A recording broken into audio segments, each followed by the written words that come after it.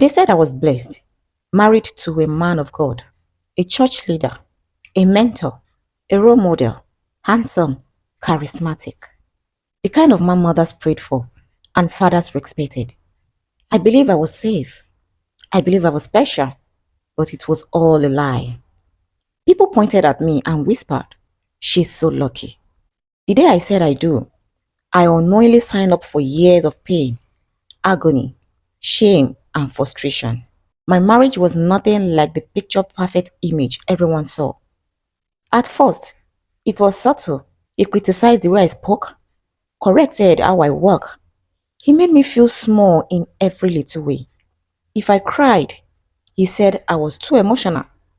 If I asked questions, he said I was dramatic. Then came the miscarriages.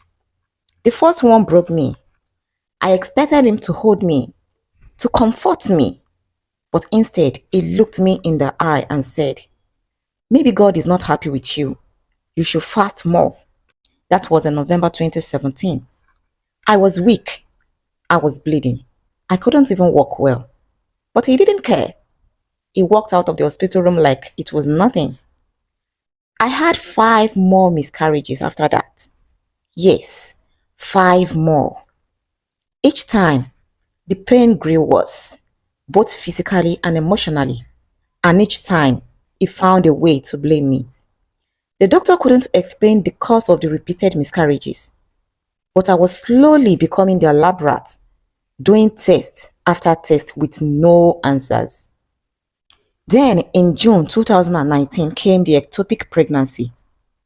I collapsed in the kitchen early morning around 6:45 a.m., crying and gasping for air. He was sitting in the living room and shouted, "You better not die here." Eventually, he picked up his car keys and I was rushed to the hospital. I had an emergency surgery. I almost died. I woke up from surgery, weak and stitched. I lost one fallopian tube. He stood at the foot of the bed and said, "How long will I keep marrying a graveyard?" The nurses were shocked. One of them whispered to me, "Madam, you deserve better." But I didn't believe her because I had already gotten what better felt like. After a week in the hospital, I was given a discharge clearance, but he refused to sign my discharge papers for 2 days. He said he was thinking about it. When I finally got discharged, he made me walk to the car. My stitches tore that night. He didn't care. He told everyone in the church that I was resting at home. They praised him for being a caring husband. He stopped me from working after healing. He said it was to protect me, but really it was to control me. I had no income, no savings. I had to beg him for money to buy sanitary pads. He made me account for every spoon of rice. If I asked for transport fare, he would remind me that a good woman doesn't move around too much. My phone were monitored. My visits were timed. I couldn't even go to see my parents without his permission. And when I asked, he would say your family is a bad influence on you. Eventually, they stopped calling. They stopped visiting. Because when they do, he will look at them with disdain. And when they call me, he will be the one to answer and tell them I was sleeping or busy. He filled them with lies while starving me of love. The psychological torture was constant. He would call mom and talk to me like I was stupid. He even stopped buying food at home or giving me money for food. He would pick on how I sat, how I talked, how I chewed. I became a shadow of myself. I couldn't laugh, couldn't cry out loud, couldn't even look in the mirror. But nothing prepared me for what I discovered next. It was in June 2020. I picked up his phone while he was in the bathroom, just to use his Wi-Fi. A message popped up. My hands shook as I scrolled. At first, it looked innocent. Messages from sister in the church, a number saved with a female name. But then, the truth unfolded. The chats weren't from a woman at all. They were from a man.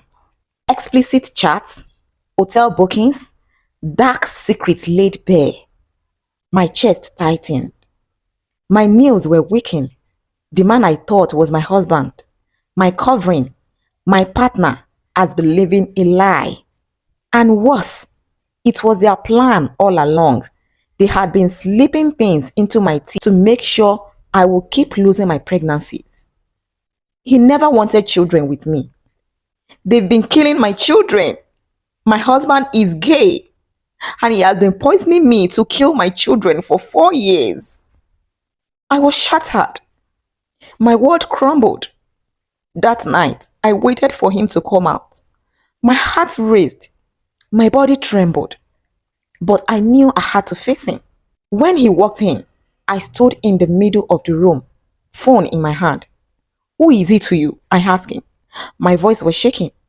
"Don't tell me he's your sister from the church. I know the truth now." He froze for a moment. Then he smirked. "Do you realize what you've done to me?" I shouted, tears streaming down my face. "All the miscarriages, all the pain. It was you." He didn't deny it. He didn't even look sorry. He just smiled.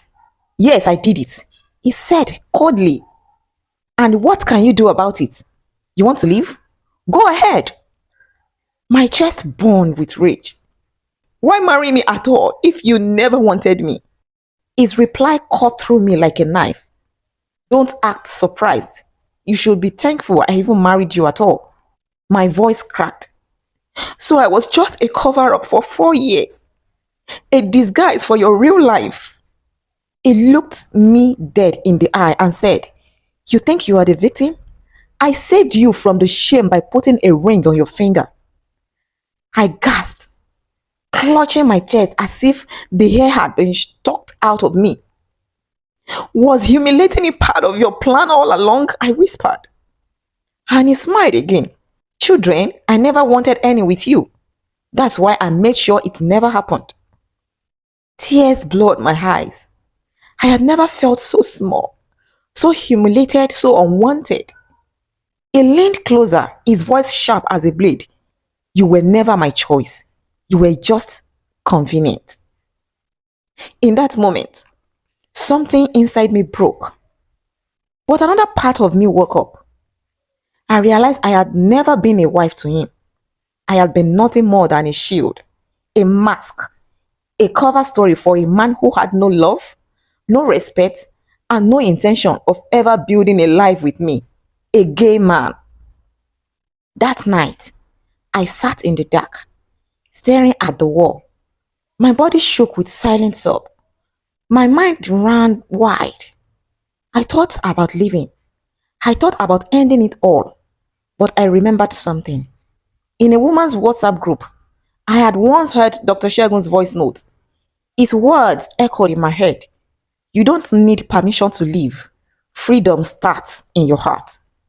And for the very first time in years, I believed it. With trembling hands, I picked up my phone and I dialed a number I hadn't called in 3 years. My uncle's number. When he answered, my voice cracked. "Uncle, please don't tell Daddy. His blood pressure won't take it. I need your help. I just need your help. I need to leave. I am dying."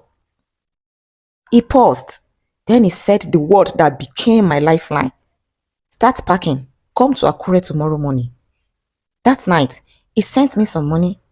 I packed a small bag, just a few clothes, my credentials, and my broken heart. The following morning, around 5:30 a.m., I left. I boarded a bus, tears streaming down my face as the city light faded behind me. And by 10:30 a.m., I stepped off in Akure, breathing freedom for the first time in years. It wasn't easy. I had nothing. I had to start from the scratch. I updated my CV. I got a job by the grace of God, and I was transferred to Lagos.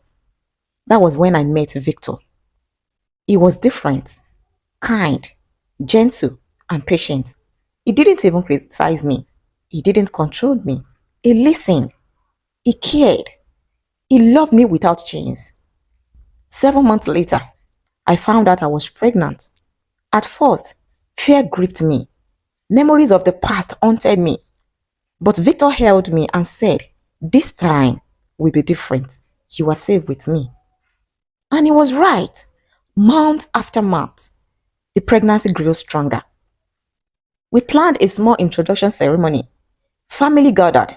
They were dancing, laughter, and prayers. And for the first time, my name was mentioned with joy again. Then a few months later, in June 2002, I held my baby boy in my arms. Tiny, beautiful, and alive. I named him Oluwatosin. As I looked at him, every scar, every slap, every silent scream faded away. My tears turned into testimony. My shame turned into glory. Today, I am no longer that broken woman. I am no longer a prisoner. I survived. I healed. I rose. To every woman listening to this, who feels trapped, who feels unseen, unheard, I want you to know you are not crazy. You are not weak. You are not alone. Someone tried to silence you, control you, break you, but you are still here. And if no one else tells you this, you are allowed to leave. I left with one bag and one broken heart, and I built a new life from it. This is not just my story, it is the story of many women. But today, I speak mine out loud. No shame, no fear. And this is my echo of truth. If you're still listening, you're one of us. Hit the subscribe button and let the next story find you.